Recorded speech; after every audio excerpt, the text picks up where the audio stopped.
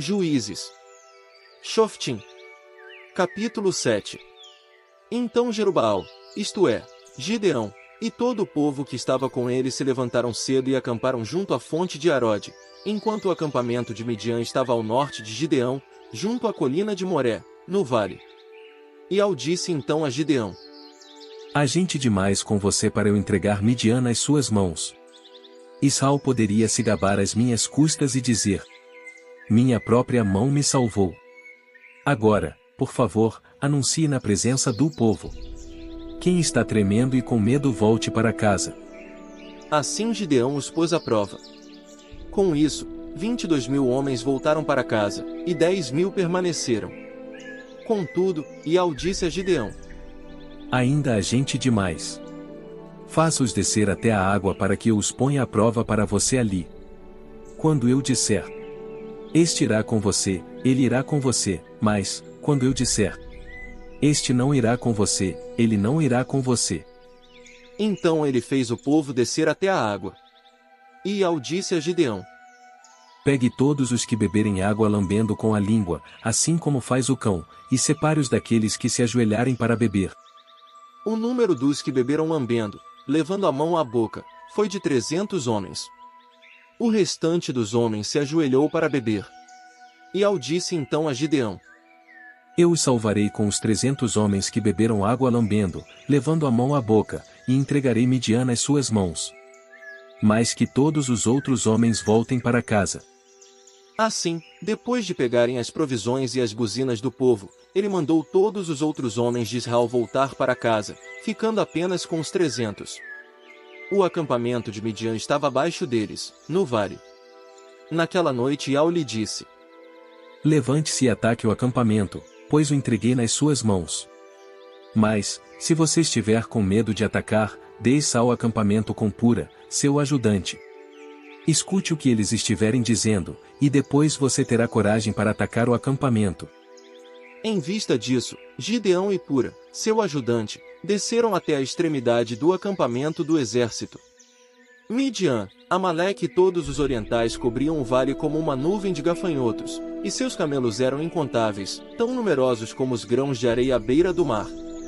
Quando Gideão chegou, havia um homem contando um sonho ao seu companheiro. Ele dizia: este é o sonho que eu tive. Um pão redondo de cevada entrou rolando no acampamento de Midian. Ele atingiu uma tenda com tanta força que ela caiu. Sim, ele fez a tenda virar de cabeça para baixo, e a tenda ficou caída no chão. Então seu companheiro disse: isso só pode ser a espada de Gideão, filho de Joás, homem de Israel. O Criador entregou Midian e todo o acampamento nas mãos dele. Assim que Gideão ouviu o sonho e a sua interpretação, prostrou-se para adorar. Depois voltou ao acampamento de Israel e disse: levantem-se, pois Ial entregou o acampamento de Midian nas suas mãos. Dividiu então os 300 homens em 3 grupos e deu a todos eles buzinas e jarros grandes com tochas dentro. E ele lhes disse: observem-me e façam exatamente o que eu fizer. Quando eu chegar à extremidade do acampamento, vocês devem fazer assim como eu fizer. Quando eu e todos os que estiverem comigo tocarmos as buzinas, toquem vocês também as buzinas ao redor de todo o acampamento e gritem: por Ial e por Gideão. Gideão e os 100 homens que estavam com ele chegaram à extremidade do acampamento no começo da segunda vigília da noite, logo após a troca da guarda.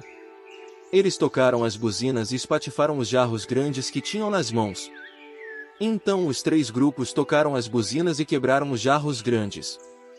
Seguraram as tochas com a mão esquerda, tocaram as buzinas que estavam segurando com a mão direita e gritaram: a espada de Ial e de Gideão.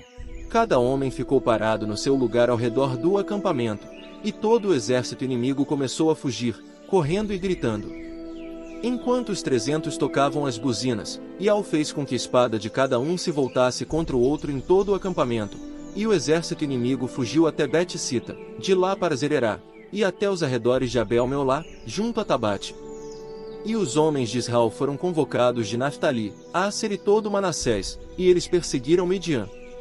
Gideão enviou mensageiros a toda a região montanhosa de Efraim, dizendo: desçam para atacar Midian e tomem os pontos de travessia até Bet-Bara e o Iord.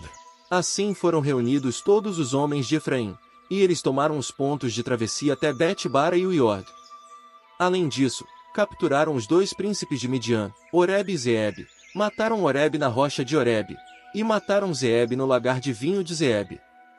Continuaram a perseguir Midian, e levaram a cabeça de Oreb e a de Zeeb a Gideão, na região do Uiord.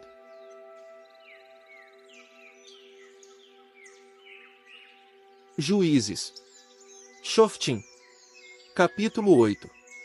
Os homens de Efraim disseram-lhe então: O que foi isso que você fez? Por que não nos chamou quando foi lutar contra Midian? E discutiram fortemente com ele. Mas ele lhes disse: O que foi que eu fiz em comparação com vocês? Não são as sobras de Efraim melhores do que a colheita de uvas de Abiezer?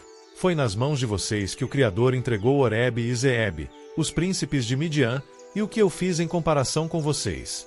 Quando ele disse isso, eles se acalmaram. Então Gideão chegou ao Uiord e o atravessou. Ele e os 300 homens que o acompanhavam estavam cansados, mas continuaram perseguindo os inimigos. Por isso ele disse aos homens de Sucote: Por favor, deem pães aos homens que me acompanham, pois estão cansados e eu estou perseguindo Zeba e Zalmuna, os reis de Midian. Mas os príncipes de Sucote disseram: Por acaso Zeba e Zalmuna já estão em seu poder, para que tenhamos de dar pão ao seu exército? Gideão respondeu: Por causa disso, quando Iau entregar Zeba e Zalmuna nas minhas mãos, darei uma surra em vocês com os espinhos e os abrolhos do deserto. E dali subiu a Penuel e fez o mesmo pedido, mas os homens de Penuel lhe deram a mesma resposta que os homens de Sucote. Por isso, ele disse também aos homens de Penuel: Quando eu voltar em harmonia, demolirei esta torre. Zeba e Zalmuna estavam em Carcor com os seus exércitos, cerca de 15.000 homens. Esses eram todos os que tinham restado do exército inteiro dos orientais, pois 120.000 homens armados com espadas tinham sido mortos. Gideão continuou subindo pelo caminho dos que moravam em tendas, ao leste de Nob de Jogbiá, e atacou o acampamento, que estava desprevenido. Quando Zeba e Zalmuna fugiram, ele perseguiu e capturou os 2 reis midianitas, Zeba e Zalmuna, deixando todo o acampamento em pânico. Então Gideão, filho de Joás, voltou da guerra pela subida de Eres. No caminho, ele capturou e interrogou um jovem de Sucote. E o jovem deu por escrito os nomes dos príncipes e dos anciãos de Sucote, 77 homens. Ele foi então até os homens de Sucote e disse: Aqui estão Zeba e Zalmuna, por causa de quem vocês zombaram de mim, dizendo: Por acaso Zeba e Zalmuna já estão em seu poder, para que tenhamos de dar pão aos seus homens exaustos. Então ele pegou os anciãos da cidade, e com espinhos e abrolhos do deserto, deu uma lição nos homens de Sucote. Também demoliu a torre de Penuel e matou os homens da cidade. Ele perguntou a Zeba e a Zalmuna: Como eram os homens que vocês mataram em Tabor? Eles responderam: Eles eram como você. Cada um deles parecia filho de um rei. Eram meus irmãos, filhos da minha mãe. Tão certo como Iau vive, se vocês tivessem poupado a vida deles, eu não teria de matar vocês.